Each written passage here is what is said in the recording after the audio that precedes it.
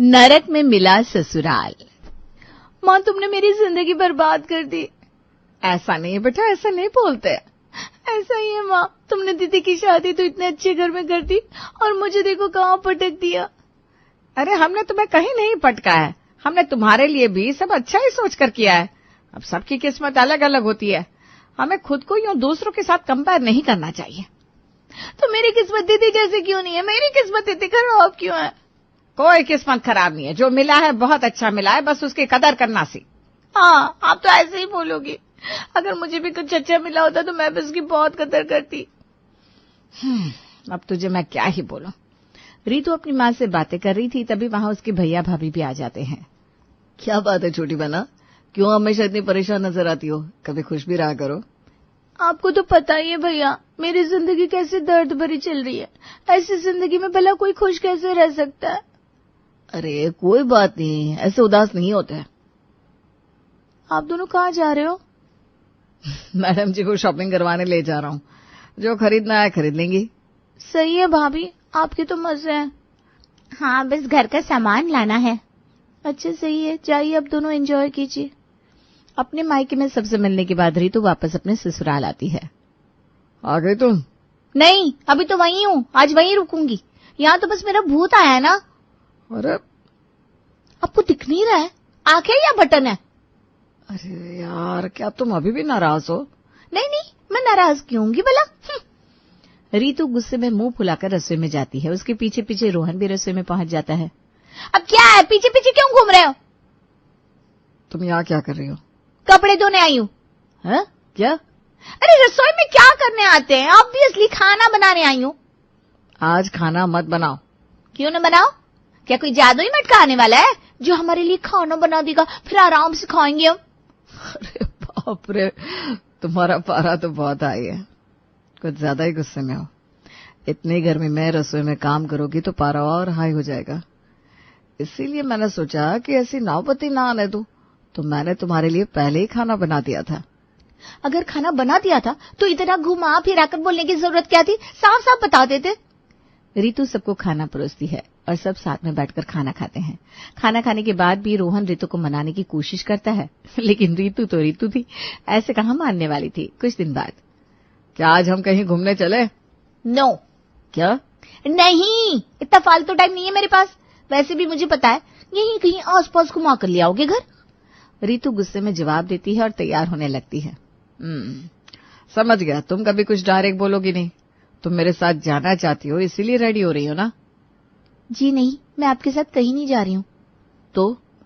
मैं अपने मायके जा रही हूँ, आज दीदी भी आएंगी। ठीक है, चलो मैं तुम्हें छोड़ देता हूँ। रोहन रीतू को उसके मायके छोड़ आता है। हेलो दीदी, कैसी हैं आप? मैं तो अच्छी हूँ, बिल्कुल। हाँ, अच्छा तो आपको होना ही था, जीजा जी इतने लाड प्यार से जो रखते हैं आपको। पगली, आप शर्मा गई? अच्छा तुम बताओ। मेरा तो पूछो ही मत दीदी, आपको तो पता ही है। बस इसका फिर से चालू हो गया। तो मम्मी मैं कहाँ कुछ गलत कह रही हूँ? जो कह रही हूँ सही तो कह रही हूँ। देखो रीतू, जैसा तुम सोचती हो ना वैसा होता नहीं है। हमें सीमा आगे कुछ बोल पाती कि उसके फोन पर कॉल आने लगती है। जीजू का कॉल है ना? हाँ, मुझे बात करनी होगी, मैं अभी आती हूँ। हाँ हाँ, जाओ जाओ, करो आराम से बात। सीमा कॉल पर बात करने चली जाती है। यही है बेस्ट लाइफ, हम तो बस। मैंने तुझे कितनी बार बोला ऐसे नहीं बोलते। जो तुझे मिला है वो भी अच्छा है। मुझे क्या मिला है मम्मी? असली जिंदगी दीदी की है।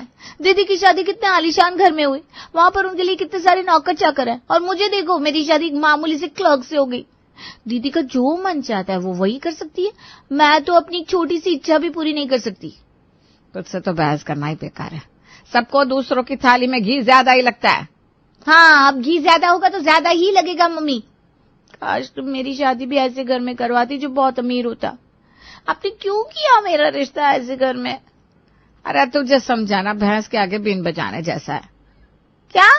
हाँ, सीमा बात करके वहां पर आती है। क्या हो रहा है?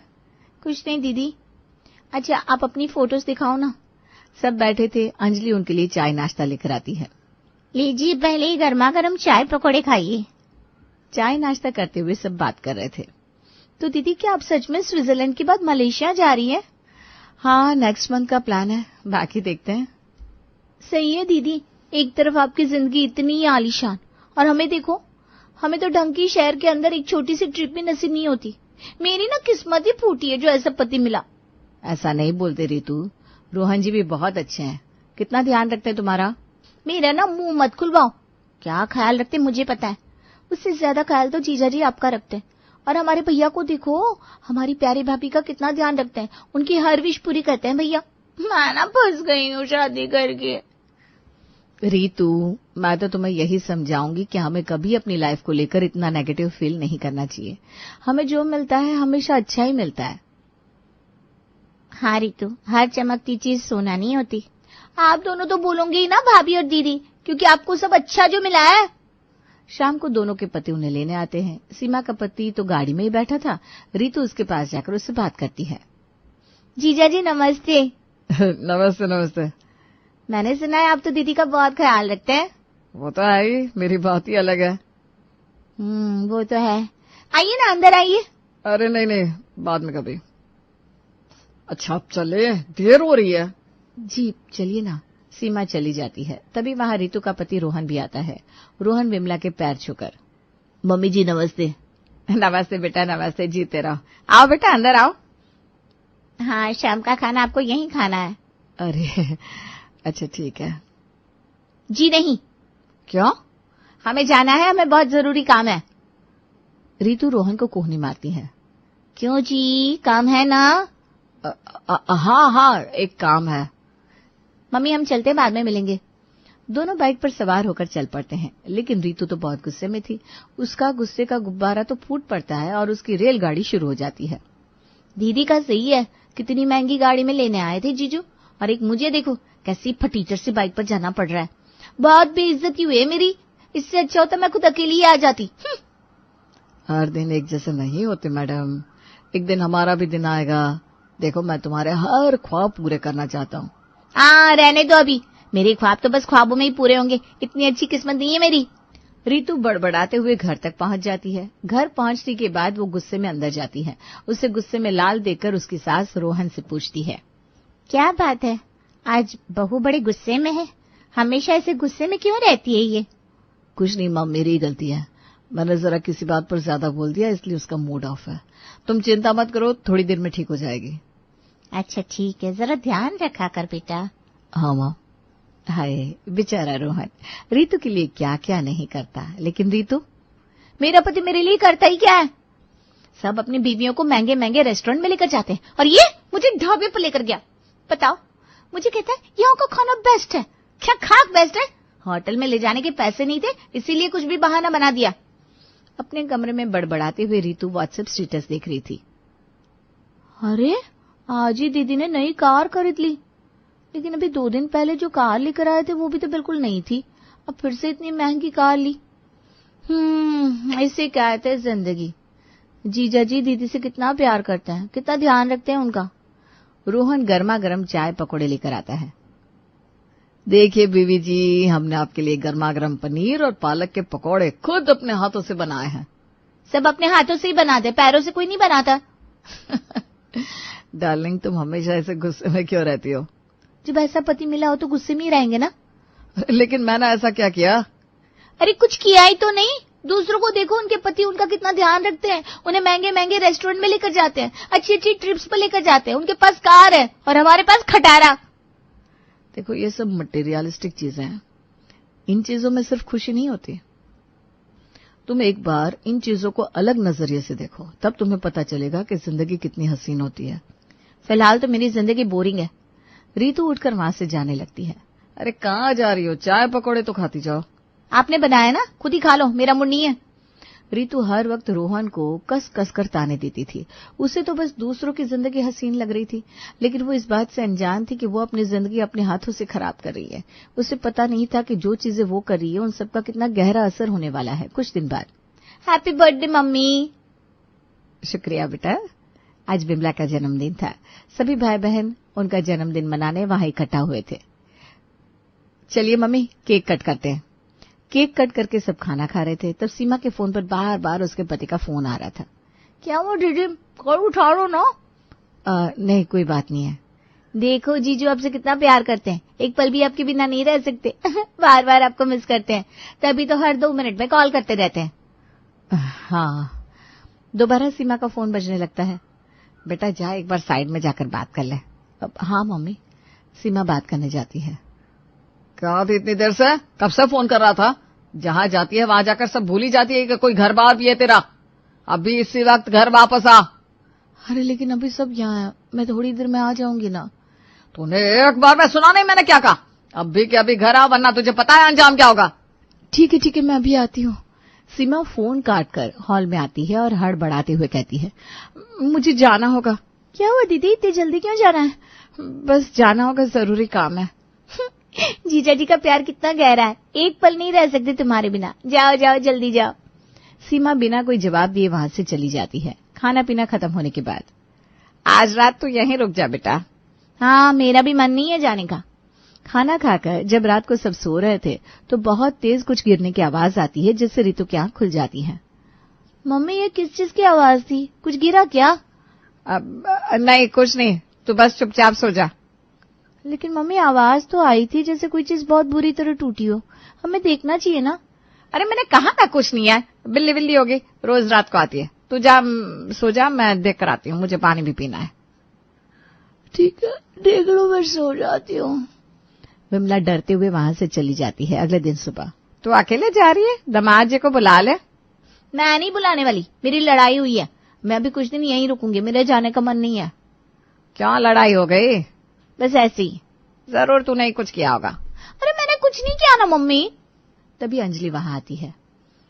मम्मी जी रात को खाने में क्या बनाना है? अरे बेटा कुछ भी बना ले, चल मैं भी तेरी मदद करती हूँ। खाना खाने के बाद रात को, भाभी की तो ऐश ही ऐश है, तुम भाभी का कितना ध्यान रखती हो। सच में ऐसा पति और ऐसी सास बड़े नसीबों से मिलता है। एक मेरा पति है, एकदम फटीचर कहीं का। माफ करना लेकिन दूर से ढोल सबको सुहावने ही लगते हैं। क्या मतलब भाभी? मतलब ये कि जैसा तुम सोचती हो वैसा कुछ भी नहीं है। अरे भाभी मुझे अच्छा फील करवाने के लिए आप कुछ भी मत बोलिए, मैं सब जानती हूँ। मेरी मम्मी ने बस मेरी लाइफ की बैंड बजा दी ऐसे घर में शादी करवा के। नारी क्या है मेरा ससुराल। बस यहीं चुप हो जा, बहुत हो गया, बहुत बोल लिया तूने। मम्मी क्या मम्मी मम्मी लगा रखा है? रोज रोज हर बार बोलती रहती तेरी किस्मत फूटी है, दूसरों की किस्मत अच्छी है। क्या अच्छा है दूसरों के पास जो तेरे पास नहीं है? सब कुछ अच्छा है। दीदी को देखो और मुझे देखो। अरे कुछ अच्छा नहीं है, जो तू सोचती है ना उससे भी बहुत अलग है सच्चाई। तेरे जीजा जी तेरी बहन को रोज मारते हैं। क्या? तूने कभी ध्यान नहीं दिया इस बात पर कि वो हर वक्त पूरी बाजू के कपड़े पहनती है ताकि किसी को पता ना चले। एक नंबर का रूढ़ी आदमी है उसका। अभी 2 दिन पहले मेरे जन्मदिन पर उसके पति को उसकी याद आ रही थी, इसलिए नहीं बुलाया उसने। अरे वो एक नंबर का शक्की है, कभी अकेला छोड़ता नहीं, इसलिए अपने पास बुला रहा था। क्या मम्मी सच में? हाँ, और मुझे कहना नहीं चाहिए लेकिन तुम्हारे भैया भी कुछ खास नहीं है। उन्हें तो मेरा ज्यादा बोलना बिल्कुल पसंद नहीं आता। मैं उनके सामने एक आवाज तक नहीं निकाल सकती। कल रात को उन्होंने गुस्से में वाज तोड़ दिया और ये कोई पहली बार नहीं हुआ, उनका हर रोज का है। तो वो आवाज वाज की थी? हाँ, अभी शादी को ज्यादा वक्त नहीं हुआ और वो मुझे बच्चा करने के लिए फोर्स करते हैं। कल रात वो तो मम्मी जी ने आकर मुझे बचा लिया, वरना न जाने कितना कलेश बढ़ जाता। कल पूरी रात सोई भी नहीं। मम्मी जी है जो मेरा इतना साथ देती हैं। इसका मतलब जो मैं हमेशा कहती थी, सोचती थी, वो बिल्कुल भी सच नहीं है। सरासर गलत है सब। सिर्फ किसी को बाहर घूमने ले जाना या दूसरों के सामने उनके साथ अच्छा व्यवहार करने से कोई अच्छा नहीं बन जाता। हाँ, बल्कि वो इंसान तुम्हें सबके पीछे कैसा ट्रीट करता है ये सबसे ज्यादा मायने रखता है। दामाद जी ने तो तेरे साथ कभी ऐसा कुछ किया नहीं होगा ना। तू ही है जो हमेशा उन्हें कोसती रहती है। वो तेरे लिए इतनी मेहनत करते हैं, तेरा कितना ध्यान रखता है। तूने कभी सोचा जब तूने इतने ताने मारती है उनके दिल पर क्या बीतती होगी? इसीलिए मैं तुझे हमेशा कहती थी कि जो है उसकी हमेशा कदर कर। हमेशा पैसा सब कुछ नहीं होता, एक अच्छा जीवन साथी होना बहुत जरूरी है।